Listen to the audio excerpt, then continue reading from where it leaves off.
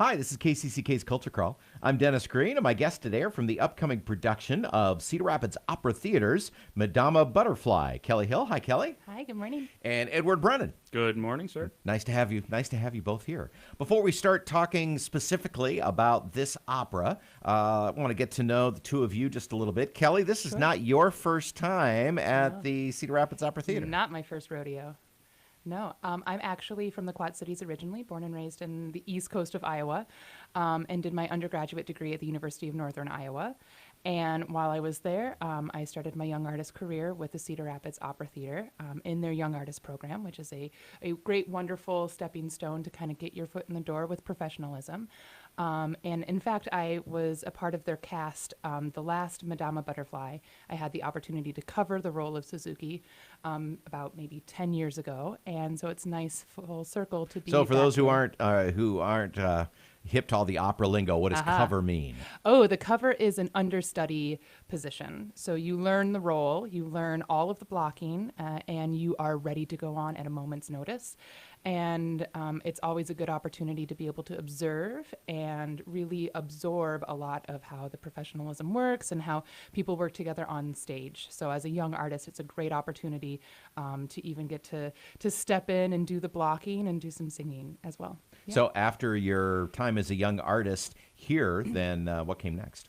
Well, I actually moved down to Kansas City to start my master's degree at the University of Missouri, Kansas City. And I had the opportunity to start doing young artist programs, summer-long young artist programs. And I was in my second summer, actually, of the Central City Opera Program in Central City, Colorado, just a little bit north of Denver. And actually, through a crazy turn of events, the young artist who was covering the role of Suzuki in Madama Butterfly, we were doing that summer, was not prepared, and the company sent her home. So this is a good life lesson to always be prepared.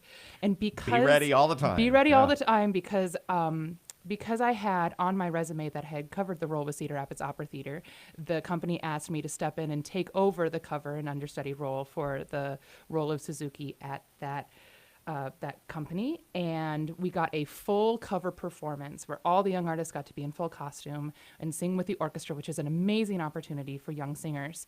And at that performance, afterwards, we were signing autographs for kids in the audience, and this woman came up to me, and she introduced herself as Doris Yark Cross of the Yale School of Music, and she was the head of the Yale Opera program there, and she asked me what I was doing next year, and I said, well, I'm finishing my master's degree, and she said, why don't you come and finish it at Yale with us at the Yale School of Music. And so I packed up my life in Kansas City, said goodbye to some wonderful, dear people, but headed to the actual East Coast and got to do my master's in an artist diploma at the Yale School of Music. And I also worked there for 4 years as a program coordinator at the Yale Collection of Musical Instruments, being able to work with historical objects and instruments and learn a lot about the instrumental world, too, and my instrumental colleagues. And back here in Cedar Rapids, and this time you are singing the role of Suzuki in the opera. So it is very much a little full circle process that this company, I can look in my career in the past decade and say that is what opened the door and the path to then be able to do a lot of other wonderful festivals throughout the states, throughout the years. And then I was just a little too far from family for too long, so I came back to Iowa, and I started my doctorate degree at the University of Iowa in the fall of, 2018. So I'm in the midst of doing that. All right.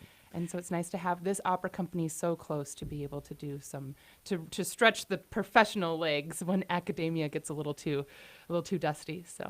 So, and Edward, you are one of the young artists. You're covering. That's my new word. I know that word now. Yes, sir. Covering the lead role of Lieutenant Pinkerton. Yes, sir. And tell me a little bit. This is your first time in Cedar Rapids. This yes? is my first time in Cedar Rapids. Tell me a little bit about your journey so far. I was born and raised in New Lenox, Illinois, right outside of Joliet. Okay, not far. Not far at all. South suburbs of Chicago. And I kind of fell into opera. I got my music education degree from the University of Illinois in 2015. And during my time there, my freshman year, my voice teacher at the time said, we're doing the Barber of Seville, and we need men for the chorus. and you're a man, so you're going to be in the opera chorus. This is a familiar story I Yes. have heard from male singers. You are a man. We need you to do this. Exactly. So I joined the chorus, and I said, I'm going to be a choir director in a high school somewhere. I'm not going to do opera, but okay, that's fine.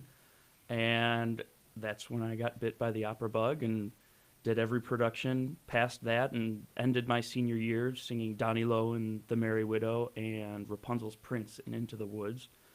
And from there, I met my current voice teacher, and he and I have kind of gone through this journey together of navigating a way into this career without a master's degree, because I am not a very academic person, unlike most of my colleagues, who are very good at school and very talented in that respect. And Or they just can't get away from it.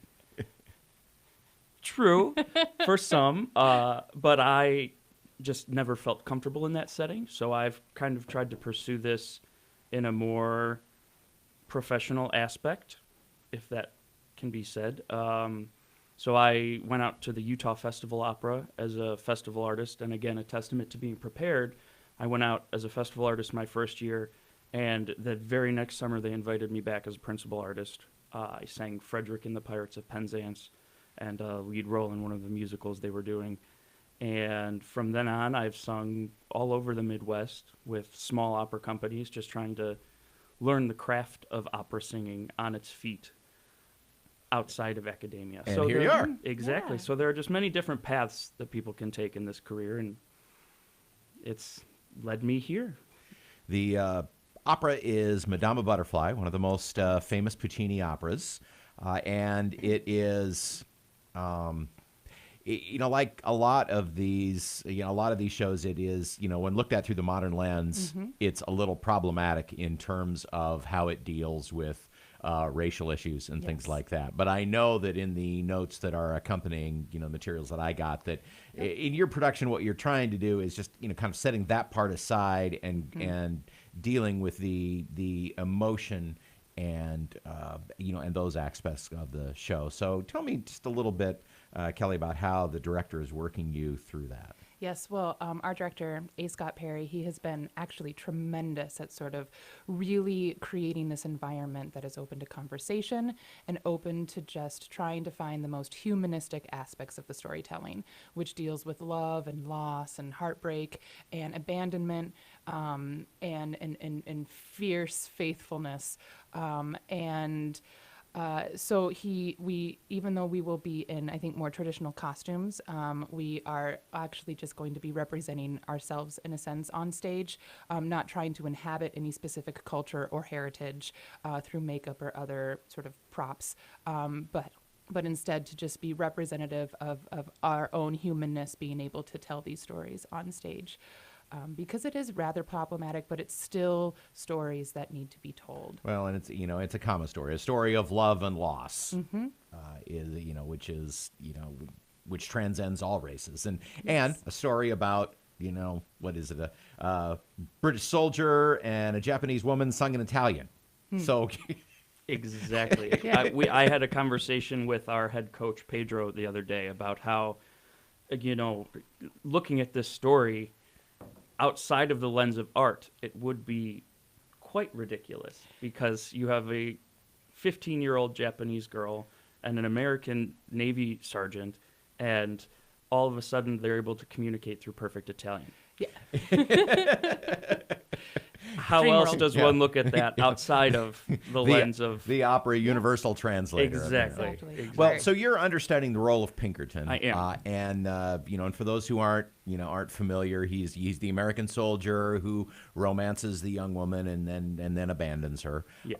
So not a nice guy. Not a nice guy at all. Tell me a little bit about getting into that character. It's definitely a challenge, especially as a tenor. Most of the time you're used to playing the grand romantic lead and you fall in love and all of these things, whereas Pinkerton buys his house and Cho-Cho-san comes with it, is kind of the basis of this story. And it's rather difficult, I'm not going to lie about that, to go from singing something like Rodolfo, where you see Mimi for the first time and you fall madly in love. He and Cho-Cho-san are, they're together for 3 weeks, 3 months, however that Pinkerton decides to look at his time spent in Nagasaki. I tend to look at it as about a month you spend there, and then you get back on the ship and head out. And one of the lines in the opera is he's rented this house for 999 years, I believe, and he can get out of the contract at any time. And that also applies to his marriage. So that is how he looks at this relationship. And I myself would never look at another human being and say that in a romantic context. So it's definitely interesting to try and get into that mindset of somebody who's been handed everything in his life. And just to be able to take that from another person is something that, the reason we call it acting. Kelly, tell me about the character of Suzuki, who you now know so well after having inhabited her, since you were a young artist. Well, yes, she's like a dear friend now, and that's mainly her role too in the show. I'm a mezzo-soprano, a lower-voiced woman, and a lot of the roles that are written for that voice type are maid roles, or certainly like secondary roles, where they really, a lot of how I see it, the goal is to sort of like support the other vocalists on stage. A lot of times the soprano. We joke about it that Suzuki is sort of there to just hold the soprano's props. But all of that, to me, from my perspective, is still a beautiful way to be able to participate in the show and to be able to send your energy to somebody who is, singing all the high notes and all the big arias and all the big melodies. But especially in this story, I think what we're trying to focus on is Pinkerton buys the house, Butterfly comes with the house, and Suzuki comes with Butterfly. So she has been sort of in Butterfly's family at a lower class, as a servant class, but for many years. And when they are abandoned, it is the two of them that are abandoned.